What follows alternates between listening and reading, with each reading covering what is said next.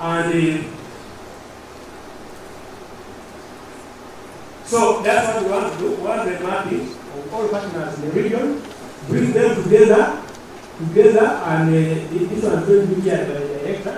Bring them together to discuss how are we going to deepen community health services in the region of Karamoja, given that we don't have the tools at the moment. And we are going to plan for that question of comprehensive minimum package.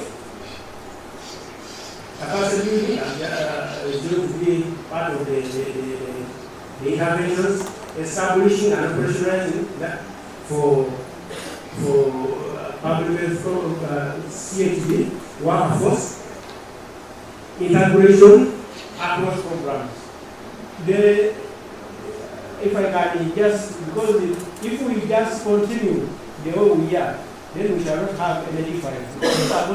There are still ways of implementation. Nutrition does its bit, HIV/AIDS does its bit, malaria does its bit. But here we want to see all people sticking together and integrating. Then establishing, yes, the program integration package and also community diagnosis.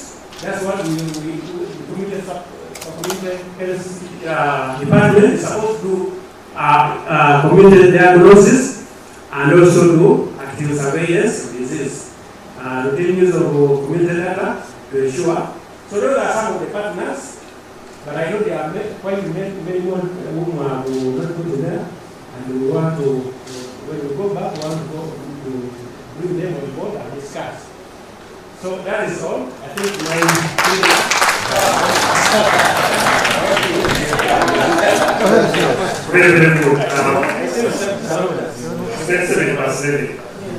So we have finished. Okay, Max? Yes. Where are they? Yes. Here.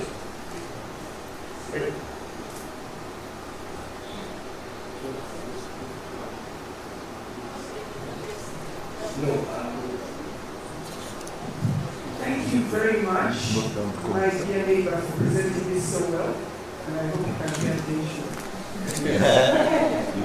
I think this is critically important, what you put up there, and I want to urge you to actualize it, right? Especially the hub and spoke model that you are working towards. Why are you concerned? CPY is very important and customer care. But my key concern is that you said you're going to agree on that integrated package for community health. That is already agreed upon. And please, as much as possible, look at this as your implementation guide. Do not reinvent the wheel, don't pick and choose. The government has agreed that the integrated community health package is here. Can this be used as your guide across the regions to direct what should be done? And Dr. Bethel wants to see this happen. So please do not reinvent the wheel on that. Thank you. Don't reinvent the wheel. So, Peter, you have some submission? Yes? Yeah? No? Yeah. You don't speak unless yeah. So, where are the microphones?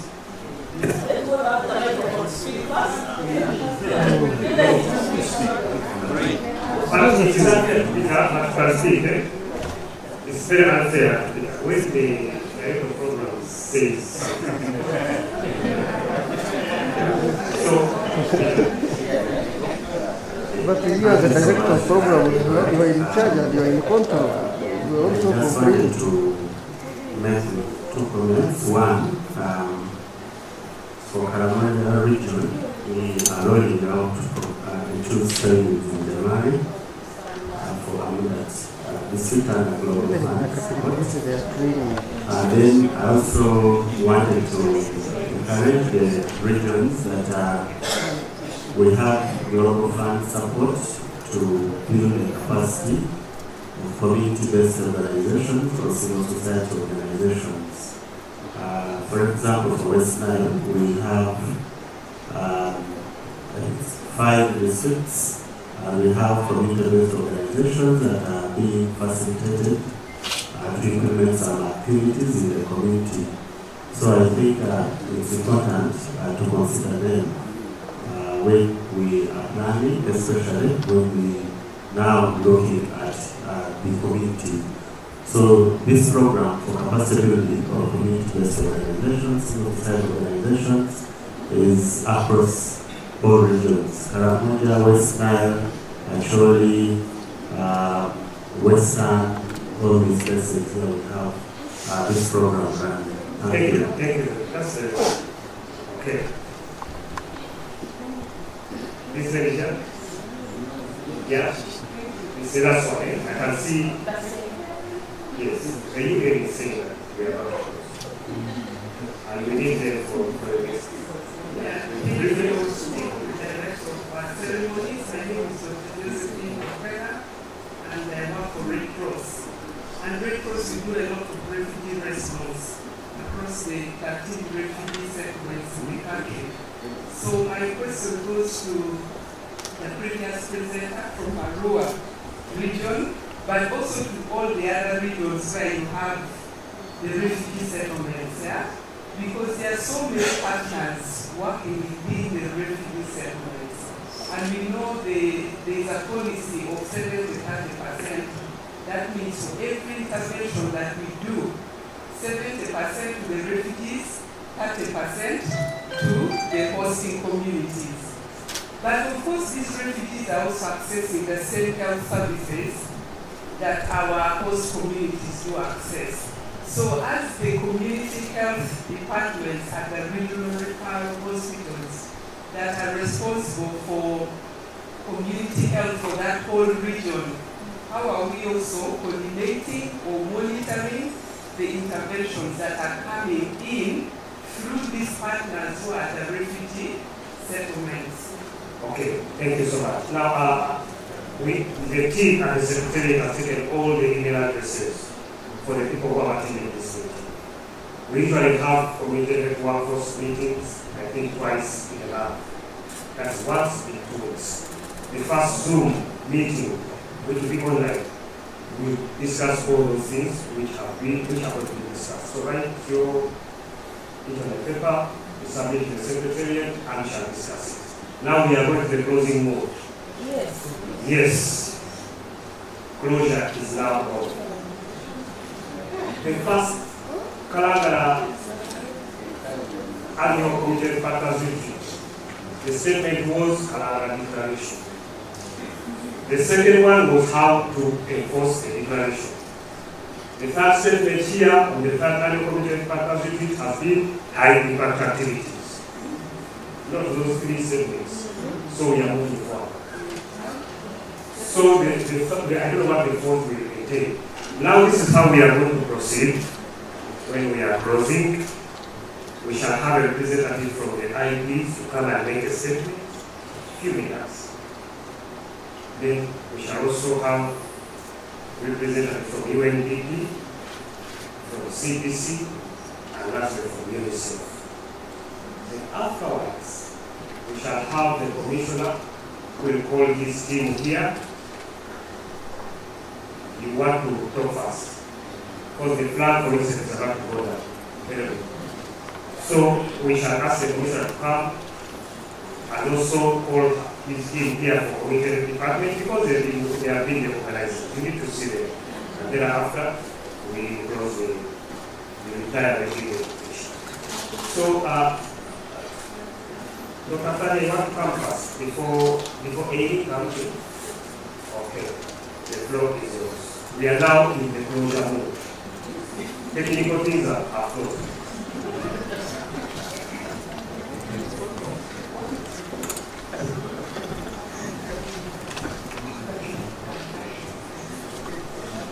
Thank you very much for accepting that I can go first. I know that we had other arrangements, but thank you very much for accepting that UNICEF can go first. I'm making these closing remarks on behalf of my organization. My name is Kagwa, and the Honorable Minister of Health in absentia, the members of Parliament, if at all we have any here, or in absentia, the Permanent Secretary in absentia, the Director General Health Services in absentia, the Directors of Health Services in absentia, and I'm purposely saying that because we need them all here, representatives of local government, representatives of civil society, representatives of the private sector, and representatives of other development partner agencies. All protocols observed. Ladies and gentlemen, on behalf of UNICEF, I extend heartfelt congratulations to the Ministry of Health and all stakeholders for the successful third annual Community Health Partners Retreat. This gallery has provided an invaluable platform to address critical challenges and opportunities under the theme Accelerating Towards an Integrated Community Health Agenda.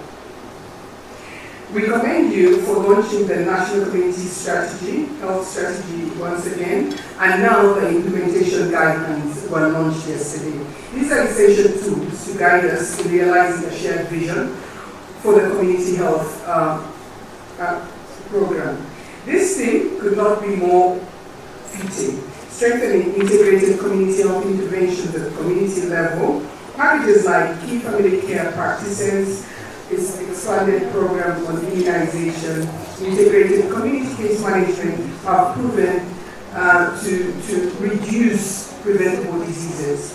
This has been demonstrated in the recent reduction of the under 5 mortality from 151 deaths per 1,000 live births to now 52 per 1,000 live births. I think you need to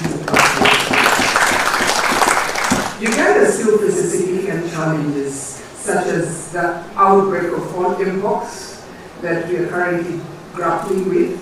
Measles, and measles wards have opened up in a lot of hospitals, including Mulago Hospital. Potential threats like Marburg still exist. Yet these challenges also bring opportunities to reshape community healthcare with sustainability, integration, and resilience as our guiding pillars. The PS highlighted the need to strengthen implementation of high-impact interventions at community level through the use of social service committees anchored on the parish development model, and ensure follow-up on actions coming from the communities arising from village level for bottom-up approach implementation. I think all that was very important and was taken into consideration. Yesterday, the Honorable Minister Cheng urged us to adopt a mindset shift towards greater patriotism and commitment to community health agenda. I liked that example she gave on Dubai, and I think it sunk in our hearts. Indeed, Uganda has made remarkable progress, but we must do more to ensure that community health systems address the needs of all citizens.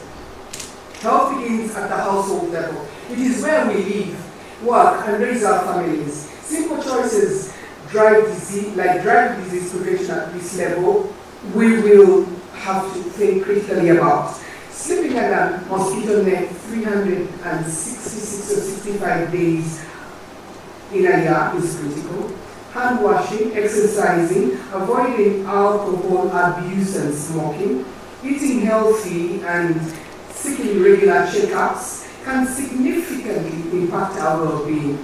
Tragically, preventable deaths from diarrhea, pneumonia, malaria, mainly among our children, the under 5s, still occurs far too often. It is tragic to imagine that a child dies from a preventable disease when we know what to do.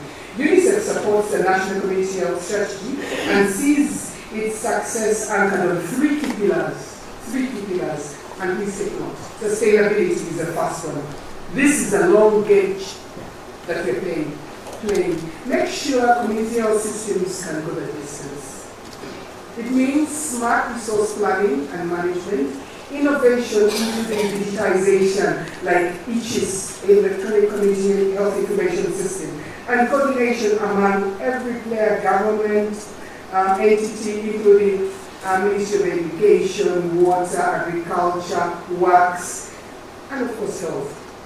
Partners in civil society, and the private sector.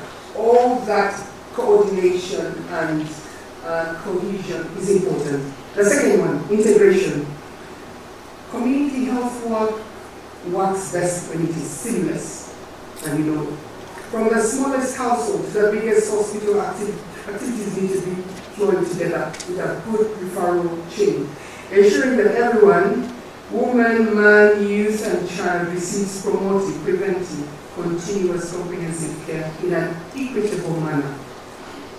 The third one, resilience. We need a community health system that stands strong no matter what comes its way. That means investing in community health workers and their supervisors, building strong supply chains, upgrading infrastructure to ensure effective referral, and ensuring our systems can adapt and thrive in the face of any crisis. We stood tall in the face of COVID-19. We need to remember that. Uganda was one of the countries that experienced the least number of deaths. No death is acceptable, but you can't compare us to other countries in the world. We wrap up today. As we wrap up today, let us keep asking ourselves these questions. How can we reduce preventable deaths? Among children especially, among women, among adolescents. What can we do about teenage pregnancy? How can we curb malnutrition in this food basket? When you look around, it's all green. Why do we have malnourished children?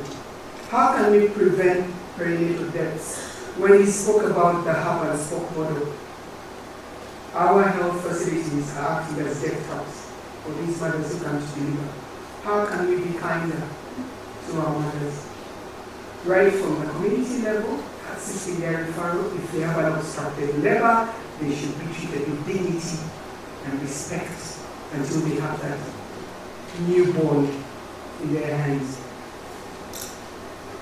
How can we better integrate services and improve health promotion and disease prevention? And who else should we be partnering with beyond the health sector? Obviously, the sectors are known: education, water, sanitation, agriculture, roads, etc. The list is endless. Even at the district level. At the district level is a mini government.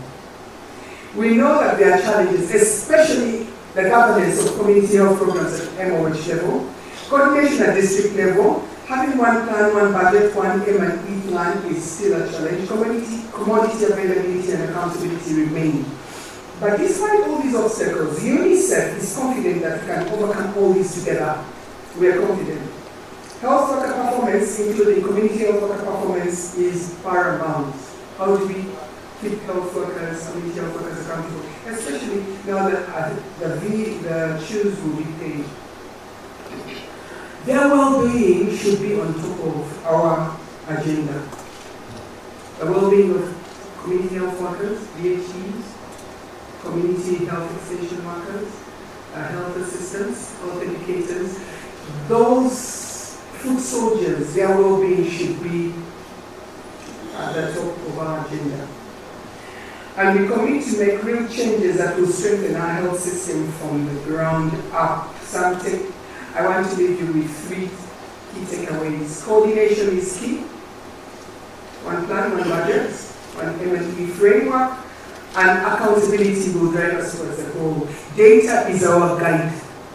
Let us use it to track progress and make smart, evidence-based decisions, hold each other accountable for poor or good performance. The transition to digitization will escalate our efficiencies on data collection, especially issues. When each is in operation, like in Namu, in Mokono, you'll be proud. And everybody out of the 146 districts, we have beaches in 2021, will be very, very keen to have beaches in their district. Because beaches, and now with the on incoming inbuilt intelligence of the supervisor's guide, that will show the supervisor that the PhD has identified this zero-dose child. The zero-dose child is a child who doesn't have any contact with the OKI program. Is in this village, Kasokoso, and they will need all antigens to be given to them. In the palm of your hand, with your phone, the supervisor, the health assistant, the health inspector will say, oh, VHC Flavia in Kasokoso needs to see that child in that particular hospital. It's powerful. It's really powerful. And everybody will look to the health sector to see how we did it. When you think about ICHIS, it's like a census. If we do household registration using our ICHIS app, we will have the population in this country compared with people. Integration saves lives. Breaking down our silos can improve patient outcomes. When I go to the supermarket to buy my goods for the house over the weekend, I go with a shopping list and I buy tomatoes, onions, oranges, sugar, all. I don't go buy oranges, come back. Buy what? Come back. Integration is buying everything together, because when you go to that household, that child, if they don't have malaria, they may have pneumonia. If they don't have pneumonia, they may have diarrhea. If they don't have diarrhea, they may not be sleeping under mosquito net and they may get malaria. So you must give the whole package at once, so that that child, that mother is catered for by this individual who knows everything in their head. Can tell them to wash hands, sleep on the necks, breastfeed your children, complementary feeding. I mean, these things are in my head every day, and I know that all of you want to see these stories of family care practices so that we can prevent deaths. Finally, a huge shout out to the districts, regional referral hospitals, because we know that if we invest in the community health program, the return on investment according to preliminary evidence from our community case, community investment case, community health investment case, the return on investment is $1, it turns 12. ROI is a concept that might not be very clear to you, but a return on investment of 12 to 1 is fantastic. So let's move forward with confidence that it is the right thing to do. Your leadership is making a difference. Our regional referral hospitals, districts, we are so proud of you, DHOs. And we know that when we next meet at the 4th Community Partners Retreat, and at community level, just like the minister said, everybody, all of us went to Bali, the villages in Bali, and talked to community members and households for 5 days about the impact we would have. We are happy that Basege has given us food and barbecue and drinks and traditional dances and everything, but we want to be out there. Congratulations again to the Ministry of Health on this outstanding meeting.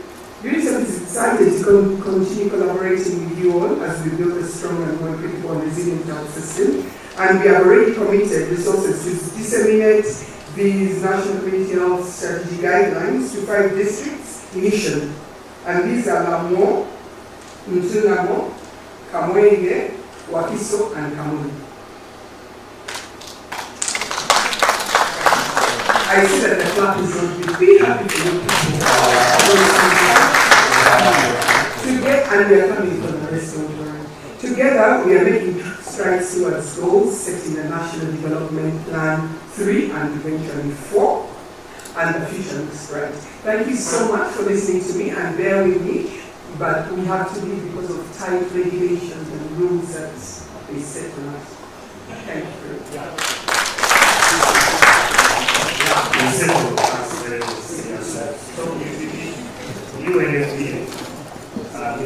Professor,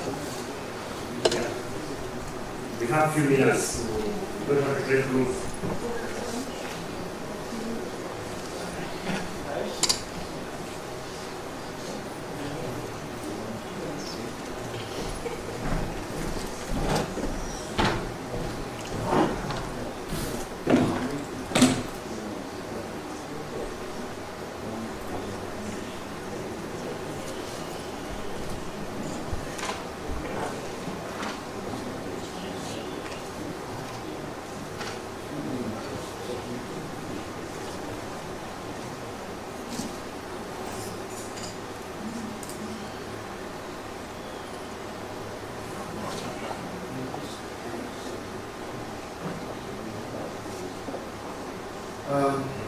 Thank you, Master of Ceremonies, the leaders of the Ministry of Health, my colleagues from the UN agencies and other development partners, colleagues, ladies and gentlemen, I have a statement from the head of the health development partners that I have to read verbatim, very short statement for sure. First of all, we acknowledge and appreciate the theme for this retreat, and it's a great honor for us as the health development partners to address you this morning, and we thank you for the commitment under your leadership as Minister of Health in ensuring that we contribute to building a resilient and healthy community systems for Uganda, and we are happy that the health development partners have worked with you to address the issues that are very, very critical for us to see that we have a better community in Uganda in terms of health. Community health is the cornerstone for equitable and accessible health care, and it is obviously the foundation for primary health care, and it is key for us to achieve the universal health care coverage. For Uganda, resilient health systems are not just an agenda, but a very important necessity to reach out to most vulnerable communities for us not only to save their lives, but to actually have sustainable, better life for the people in the rural areas. Integration is not merely a catchy phrase, it is a necessity for addressing the critical health challenges in Uganda, including reduction in maternal, neonatal, and child mortality, prevention and control of community, and control of infectious diseases, including outbreaks and communicable diseases, which are unfortunately on the rise in this country. To improve health outcomes, integration should be able to move beyond disease prevention and the service delivery. We must make sure that we have this standard package that we provide to people. Whatever service that you prioritize, everybody must make sure that we have a package of community health that addresses the primary problems that affect our people. We as health development partners commit to support the country under the leadership of the Minister of Health in the support of the training of community extension workers, the CHUs, and support them in getting their basic requirements for them to be able to deliver on their mandate, and of course the VTs as well. We also need to make sure that we have one M&D plan and also coordinated service delivery in all the areas where we support, so that at the end of the day we can be able to deliver and achieve the purpose that we are talking about. We urge the leadership of the health development partners urges every stakeholder in health and in this country to work towards a deliberate step towards realizing an integrated community health agenda, so that we can be able to accelerate progress towards universal health coverage, reduce health inequities, and improve the lives of the millions of Ugandans.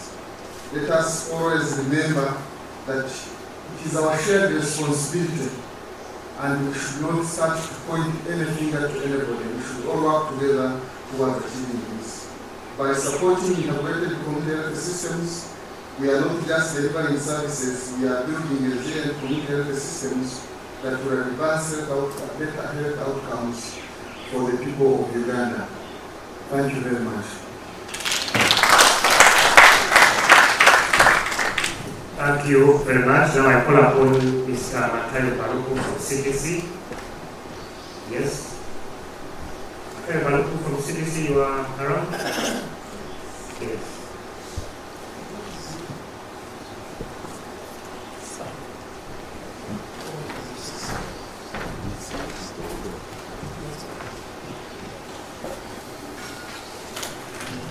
Thank you so much, Director of Programs.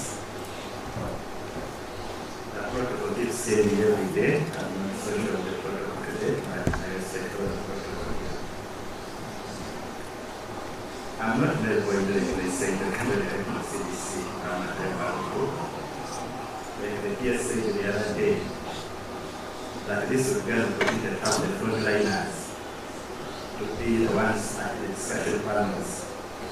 So there will not be a better time for me as a frontliner for the community at CDC to make a few comments. Given the fact that the co-chair has given the statement from the government partners, I'm going to limit my remarks to technical issues, especially that I don't speak for the US government, so take them as technical comments. Congratulations upon delivering this retreat. It was really very organized. The fact that we used a lot of mixed methods, one, disseminating information that some of us do not have, the guidelines, the packages, but also reflecting on the performance that we are doing was a critical thing for us to deliver this retreat. We just hope that the resolutions that we have made actually will be implemented. First, to really have everyone brought on board. The one comment I wanted to make when I raised my hand after the presentation of the General Power speech was, in the name of inclusiveness of everyone, was just to emphasize the need for recognizing that, for example, prison health is part of public health.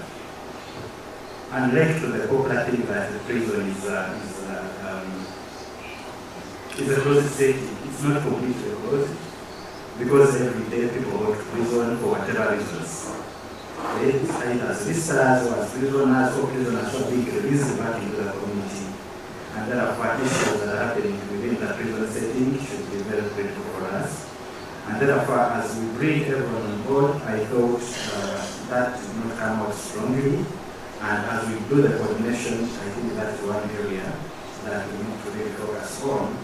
Because you know that prison has a way of concentrating many of the diseases. So people can come to prison and go to TB, and people can come from the community and bring COVID into prison. So that collaboration is going to be very critical.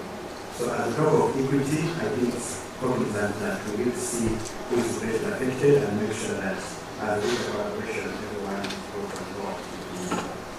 The other thing that I really wanted to probably emphasize at the technical level is how we engage and prioritize the service providers. Now, especially when we're talking about mental health, I love the fact that everyone is now thinking that mental health is critical, which is true. One of the populations that are going to be neglected for mental health are actually the service providers themselves. Now that we want the community health workers to start addressing issues of mental health, we all know what addressing mental health can have on your own mental health. And therefore, health workers and all of us here who are dealing with mental health issues, there should be a deliberate platform and effort to make sure that we also prioritize for mental health service delivery, including the HTs and the community health workers. So the other thing that I really wanted to emphasize is really the need for community-led planning, implementation, and monitoring, so that the communities are really part and parcel of critical partners, not just being brought at the end of the cycle. So I thought that was also going to be critical. As CTC, definitely to do our existing corporate documents, there's a lot that is being done, especially from the HIV platform.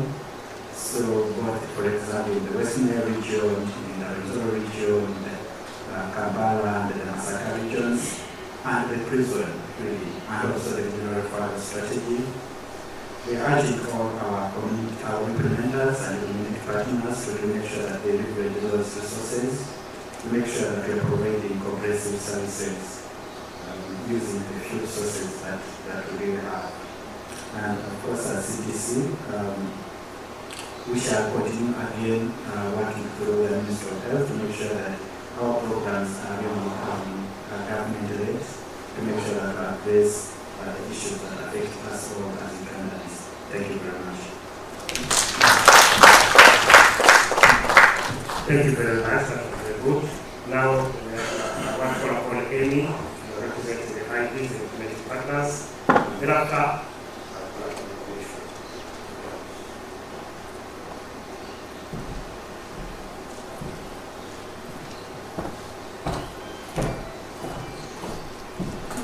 Thank you very much, Edward, Director of Programs. Thank you all. I think Dr. Flavia did a very good job on the protocols, so I will stand on those existing protocols. My names are Amy Kakiza, and I'm the Director of Advocacy and Strategic Partnerships at Living Goods Uganda. Our country director was supposed to be here, but shouldn't be here in person, so I do extend her apologies. But I also am honored to stand here as the co-chair of the Community Health Technical Working Group. And allow me on behalf of the partners to express our gratitude, Commissioner Openthor and your team, for a wonderful retreat. This third annual partnership has no doubt been stellar in every sense of the word. 2 days of self-care. It has been rich in content, it has been rich in collaboration, and it has been rich in comfort. So thank you very much. I would be remiss not to appreciate our host, the Permanent Secretary, Dr. Diana Twine, and of course the sponsors who have all made this very possible. Thank you, thank you, thank you very much. And I think we've been very honored to have also the Minister who was here yesterday, her guidance, her wisdom, her nuggets, and how best we can leverage community health systems was really appreciated. So please do extend our sincere gratitude and appreciation to the Minister. I think we all took note that we are on the ground, we are community health partners. Next year as we gather, who knows, we might be in Kapelebion to really get down and dirty. Because as we've discussed over this last couple of days, communities should be at the center of what we do. So we really do acknowledge that we've shared insights, we've shared experiences, and hopefully we've also shared solutions. I think it was really very important to hear the Minister respond to a critical question on malaria. We are in the communities day in, day out. We know that this is a region that is where malaria is endemic. But how come we are not seeing a change? We hear children under 5 dying of malaria. Many partners here have been engaged in ICCM. What are the issues? And I was so keen to hear her response. And I think as we've also taken away the issue of high impact interventions, let us recall what the Minister said. She talked about these innovations. Are they scalable? If they are working, why do we continue to find a partner in 2 sub-counties in a district? Doing great work, but will we feel that impact? So we know this year started off with community health, really looking at it. Probably came from the top. We know how passionate the President is about preventable diseases and saving the population. We talk about PDM. How can we actually get into the money economy and be productive if we are not healthy?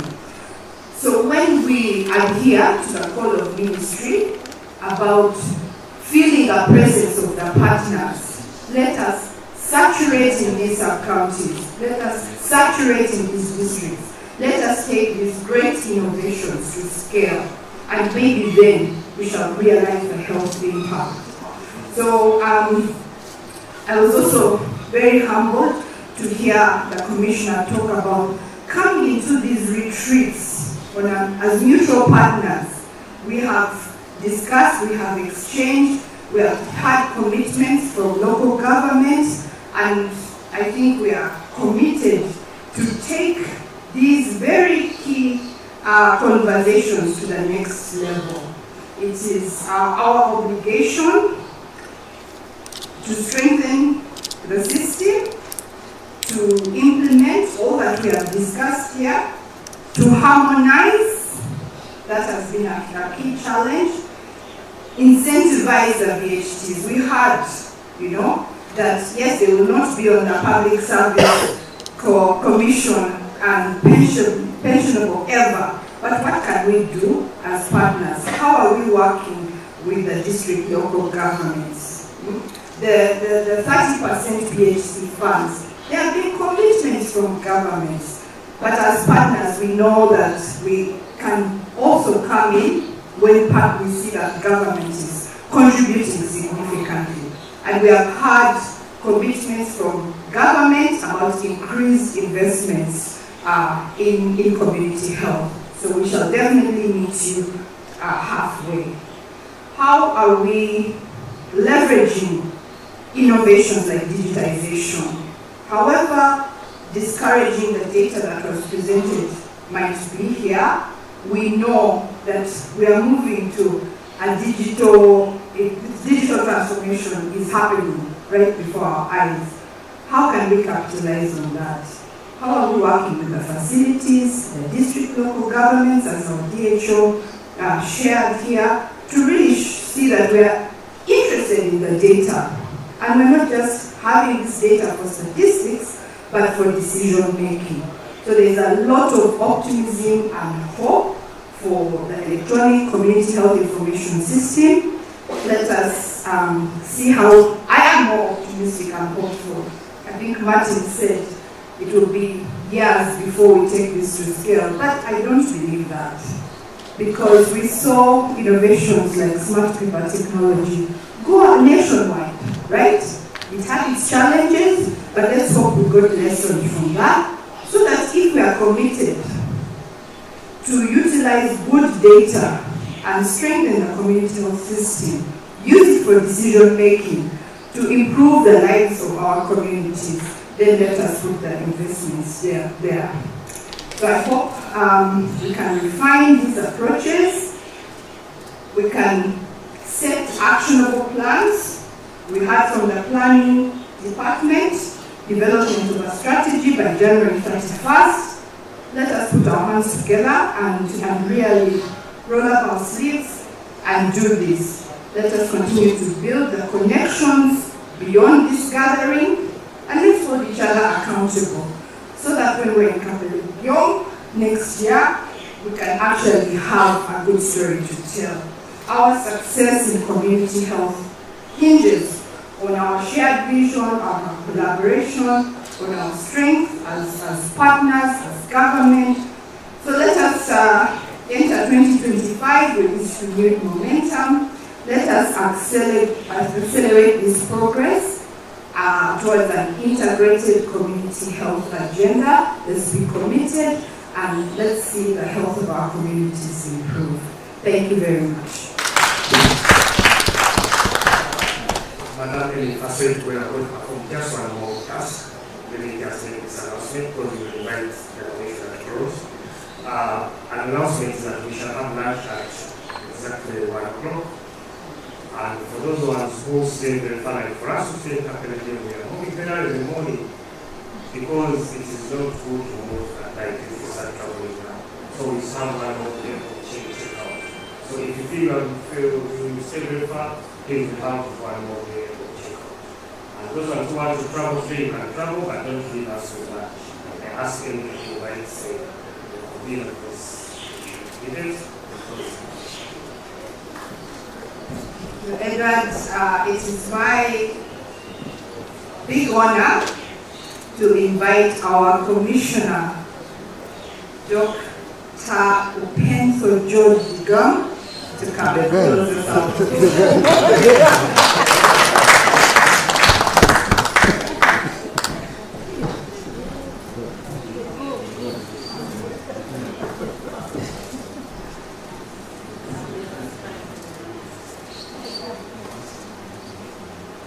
Again, good afternoon.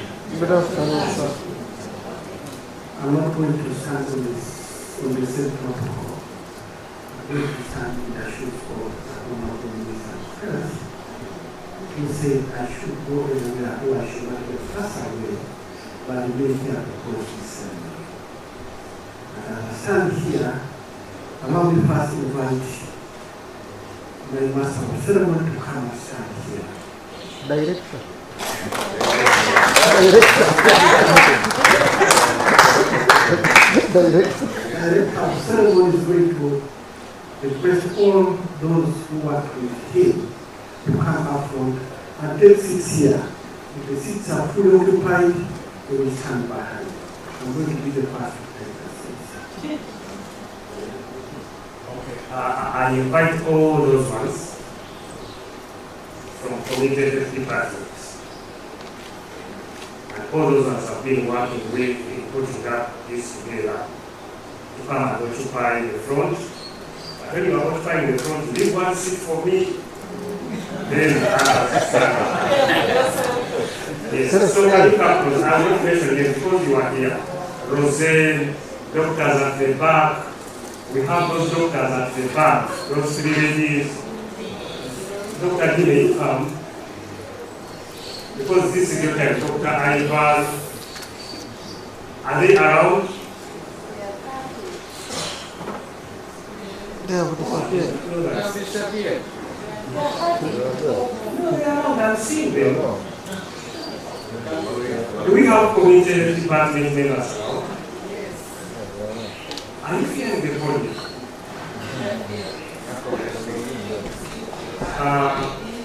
Yeah, even the 2 MCs. But we have to leave one seat for me. Yes. Yes. Very good.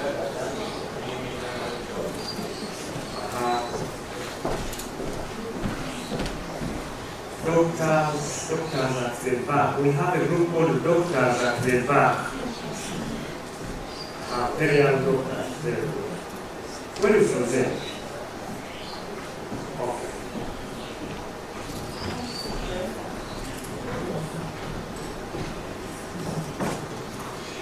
Okay, as we take seats, it's a photo moment. These are pieces of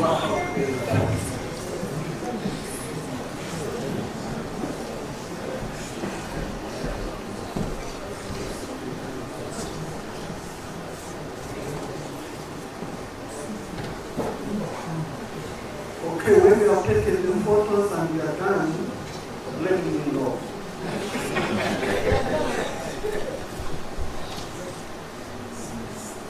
Where are these seasons and cereals?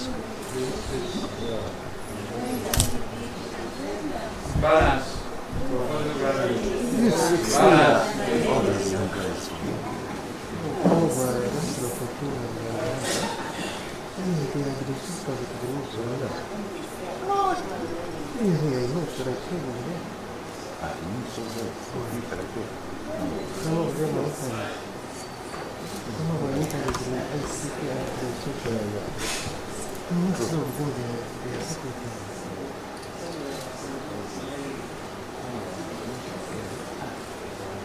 Remain standing where you are. where are they running out?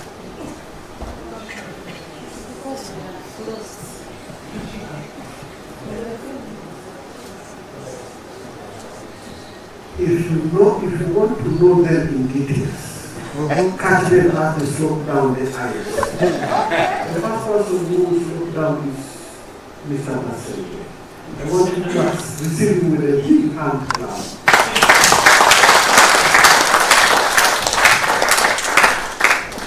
And then the two seated can all stand up and walk, while the one behind should remain standing. And walk back to your seat.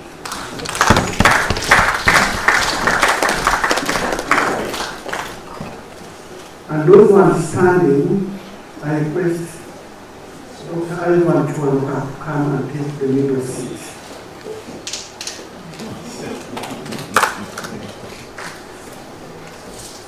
And then the rest can walk back to their places.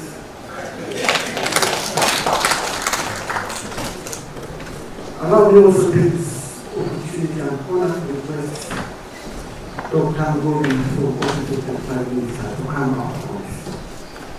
But couldn't let it go. Dr. Gorin, if you are there, come out of this. I will give him just 2 minutes to introduce himself. And that's all he will do for you. But if you want to add anything, That's our appreciation. It is not a way. Thank you. You are welcome. Thank you, Dr. Bento.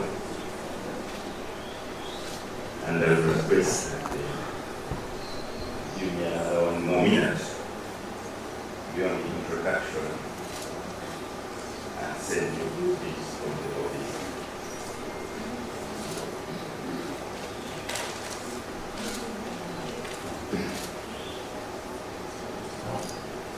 Specifically, let me thank you, Dr. Bento, for bringing me up front here.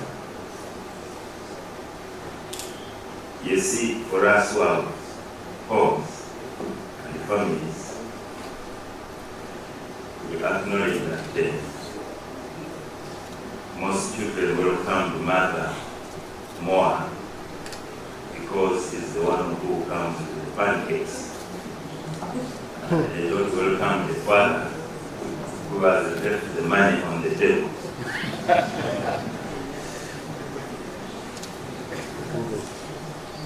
And me, as for now, I'm the father representing the government. And let me thank the government of Uganda for the peace and security it has provided to enable the partners bringing pancakes to be able to come and bring pancakes. I thank you very much. I was also expecting that in these closing remarks, the DHOs, one of the DHOs will come and give the commitment of how he's going to really engage the communities in pushing our agenda forward. That said, I come here in peace, and the distinguished who are here, colleagues and partners. As we conclude this year's review of how far we've gone with the implementation of the integrated community health,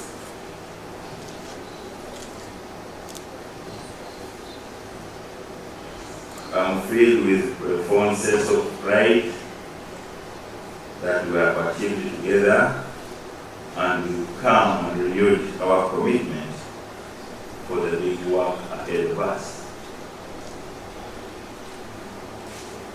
All along I've been making a few scribbles, and these are the few things I want to tell you. The discussion that has gone on has really illuminated both our successes that we can celebrate together, and also the areas where we must intensify our focus. From the increased access to essential health services and the community engagement initiative to the innovation partnership we cultivated, the progress we made is a testament that we have a shared vision. And there I have no doubt that we shall achieve this, especially when I started getting presentations from the senior colleagues, Dr. Bloom, Dr. Yachika, Dr. Prabhalia, the comment I got from the PS and the minister. I knew we are having a shared vision. However, this review has also highlighted challenges. Challenges of resource allocation, equitable service delivery, capacity building, and the effective methodology of implementation of this integrated health service. We need to really focus on how best we are going to implement this. If we move the way we are moving, we are not going to get far. We must work in collaboration, have Ministry of Water on board, Ministry of Health on board, gender on board, and all of us, including energy.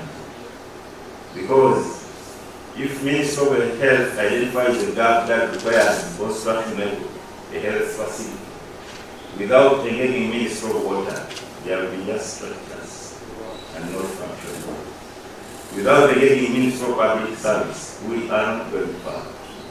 So we must package ourselves in such a way that we have the whole of government approach.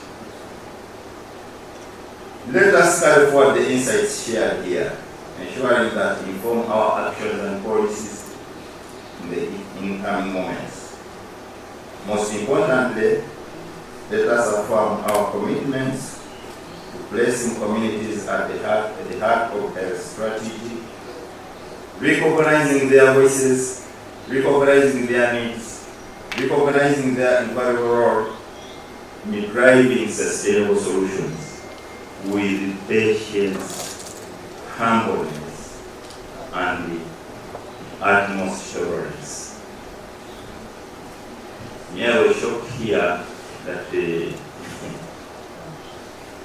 some members in the community health department were not even tolerant with this committee that is already existing here. In a retreat, we had come and discuss many things, even more than presentations. But some people were really not tolerant with us. I extend my heartfelt gratitude to everyone who contributed to this review, especially our healthcare teams. You guys are very wonderful. This is tremendous. I really appreciate what you've done.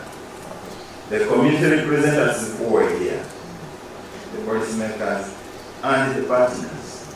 My only appeal to the partners is that don't drive us off-road to meet your own agenda. Support us to achieve our agenda. We are already having a challenge of the many tools that are coming, collecting same data from same people, but because the goal of the partner is diverted from what we want. Kindly support us to achieve our deliverables and not drive us. Together we have the power to strengthen our systems, expand our reach, and ensure health and well-being become reality for all, including the underserved and hard-to-reach communities. As OPM, leader of government business, we are here to ensure that we have a coordinated, responsive, and accountable government. That is our vision. And under Article 108A, we are mandated to coordinate whatever program that involves more than one MDA. And this is one of them. But I can specifically tell you that we came here on assignment. We came free. My colleagues are already going to Karamoja, the president is there. But His Excellency directed us through the delivery note that is not very comfortable, like how the PS was saying and the minister was saying. It's not very comfortable by seeing many numbers coming to health facilities, seeking for curative care, yet there is a lot of investment under preventive care.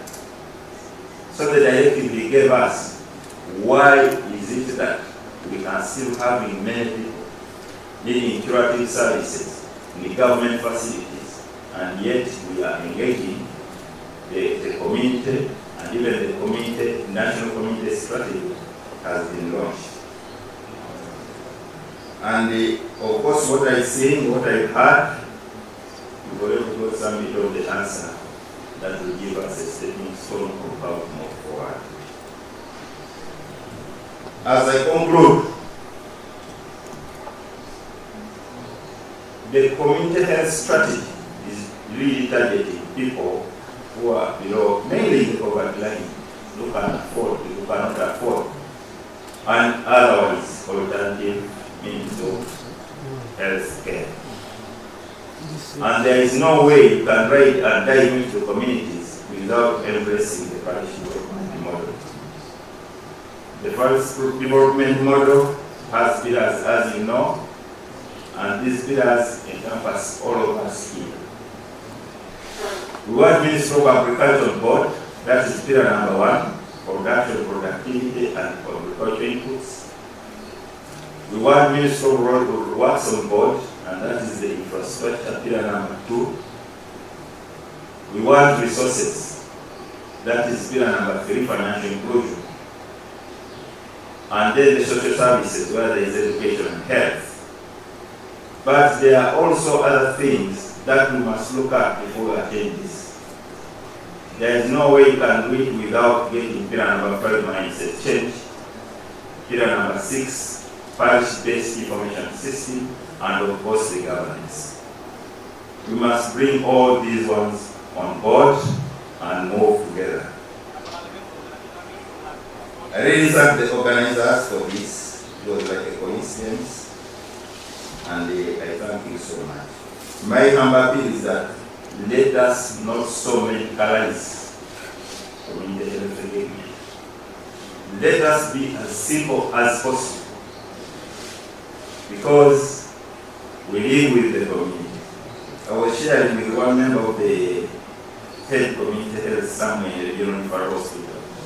And one of the things he was asking me was, transport, a car. And I was wondering, sincerely, every day, maybe when you're in hospital, the clients who are targeting are coming.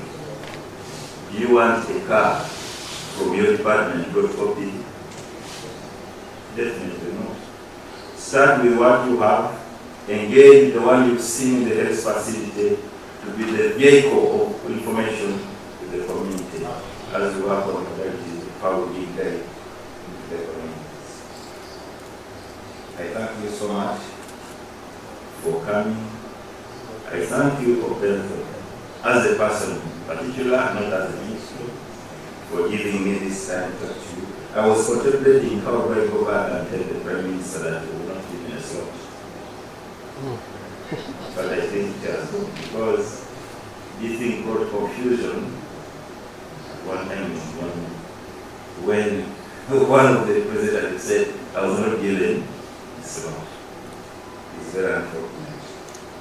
Now my appeal is that as we look at the big tables, I think, Professor, this should also be an innovation that we should now start ranking performance of hospitals not by the number of cesarean sections done, but by the number of averted cesarean sections through community engagements and hence reduction in teenage pregnancy.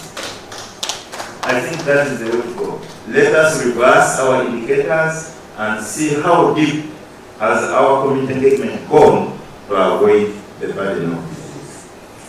And definitely, as we dive in the communities, let us not go health alone, but look at the social determinants of health as a concern. Thank you very much. Your mercy, and I wish you well. My name is Dr. Albert. I work with the Office of the Prime Minister and the Prime Minister's Delivery Unit as Advisor Health. Thank you.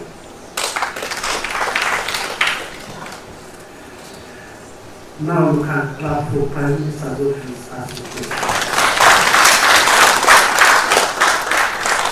Again, let me take this opportunity and honor to invite the THO of Ginger, Dr. Peter. Can you come here and send your people away?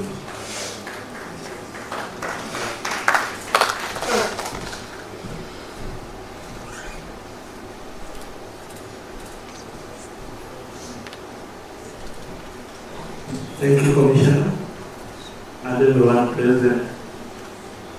I remember on the first day I shared my thoughts and I had a few asks. So, one of it was at the end of the day we wanted to see if some of those issues will be captured. But that is not the reason why I'm here.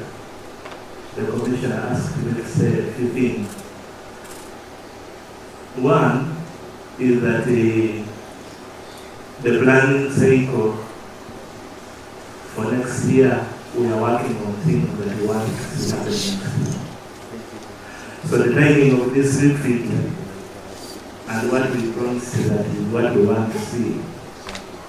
My humble appeal and request to everyone who has made a commitment to tell us where you are. You also tell us what it is that you're going to do, such that we capture these issues in the next year's operational plan at the various levels. But now that we have the implementation plan of how we are going to address integrated community health services, we know that we're also in the process of developing a development plan for the next 5 years that is going to be aligned to the National Development Plan 4. So once again, all of us, we need to have that forward look, what is it that we want to see. And for us, at districts,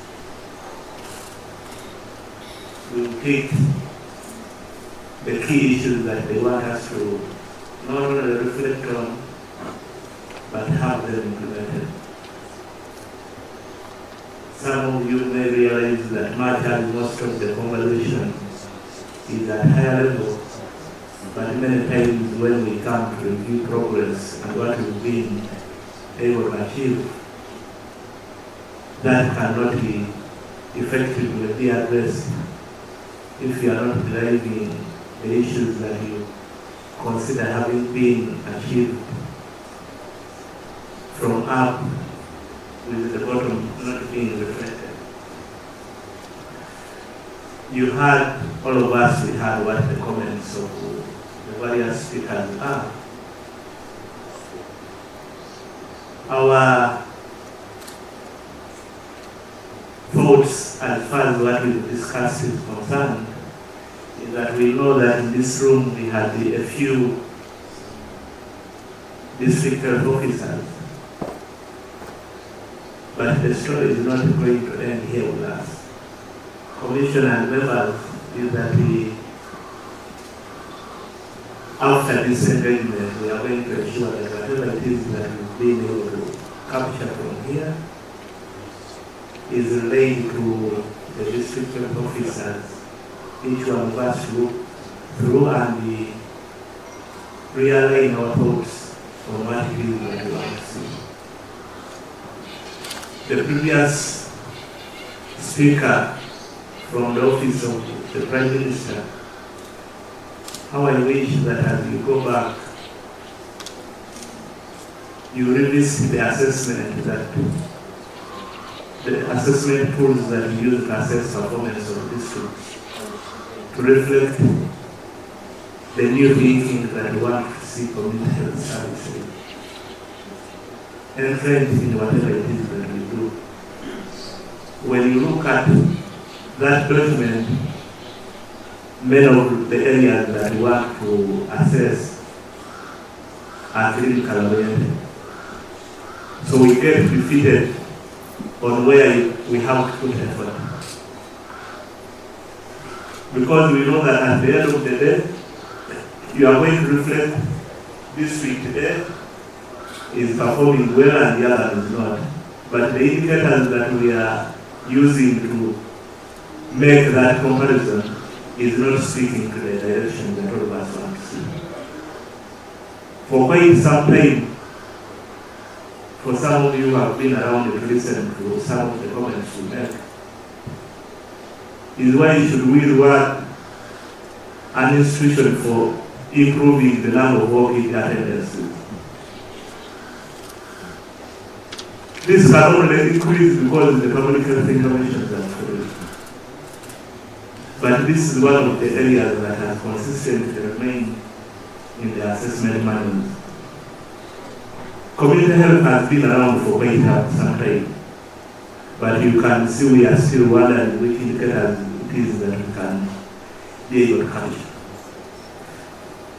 Fortunately for us now, I believe that we are about to create a critical mass that thinks that preventive medicine or public health, to be specific, is one of the areas that we need improvement in terms of how we align our interventions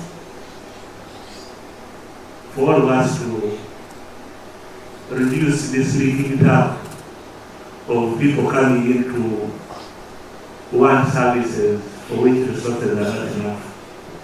If all of us focus on the few issues that we are talking about here of personal health, like most of you do, some of you take the whole year without visiting a health facility for treating services.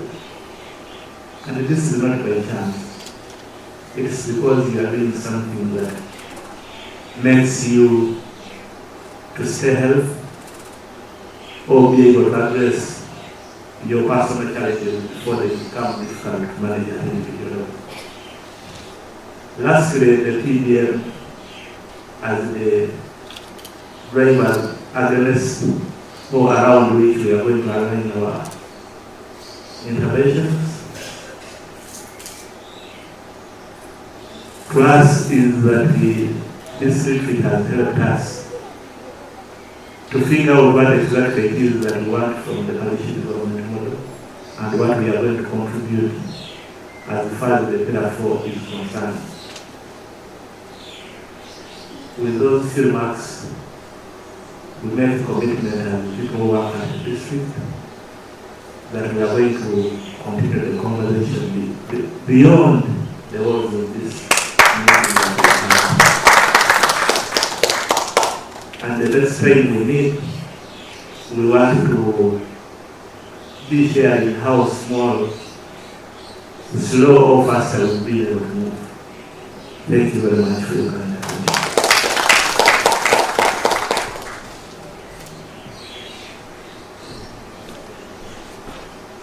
A round of applause as it is.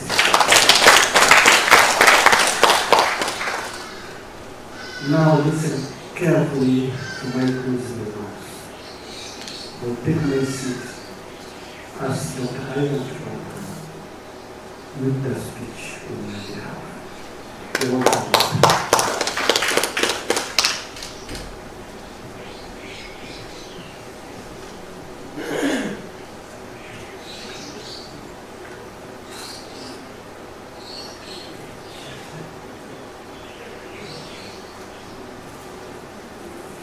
Thank you so much, Commissioner.